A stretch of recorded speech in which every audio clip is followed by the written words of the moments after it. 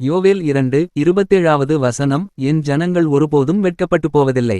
இந்த வசனத்தில் கர்த்தர் தம்முடைய மக்களாகிய இஸ்ரவேலுக்கு ஒரு வாக்குறுதியை அளிக்கிறார். இந்த வாக்குறுதியின் முக்கிய கருத்துக்கள்.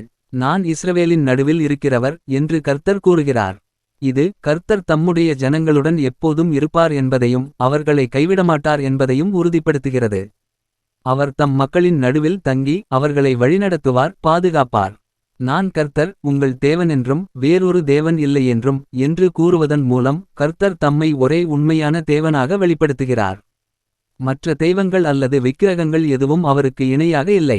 இது இஸ்ரவேலருக்கு அவர்களுடைய விசுவாசத்தை கர்த்தரில் மட்டுமே வைக்க வேண்டும் என்பதை நினைவூட்டுகிறது. என் ஜனங்கள் ஒருபோதும் வெட்கப்பட்டு போவதில்லை என்று கர்த்தர் வாக்குறுதி அளிக்கிறார்.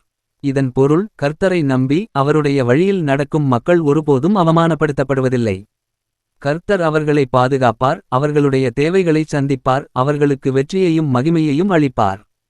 இது அவர்களுடைய விசுவாசத்திற்கு உறுதியான பலனை வாக்குறுதியாக கூறுகிறது. யோவேல் புத்தகத்தில் இஸ்ரவேல் மக்கள் பெரும் இன்னல்களையும் வெட்டுக்கிளி வாதையையும் எதிர்கொண்டனர். இந்த வசனம் அவர்கள் மனந்திரும்பி கர்த்தரிடம் திரும்பினால் அவர் அவர்களை மீட்டு ஆசீர்வதிப்பார் என்ற நம்பிக்கையை வழங்குகிறது. கர்த்தருடைய இரக்கமும் உண்மையும் அவர்களை அவமானத்திற்கு உள்ளாக்காது, மாறாக அவர்களை உயர்த்துவார்.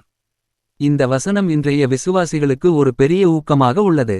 நாம் கர்த்தரை நம்பி அவருடைய வழிகளில் நடக்கும்போது அவர் நம்முடன் இருப்பார், நம்மை வழிநடத்துவார், நம்மை ஒருபோதும் வெட்கப்படுத்த மாட்டார். இது நம்பிக்கையையும் உறுதியையும் அளிக்கும் வாக்குறுதியாகும்.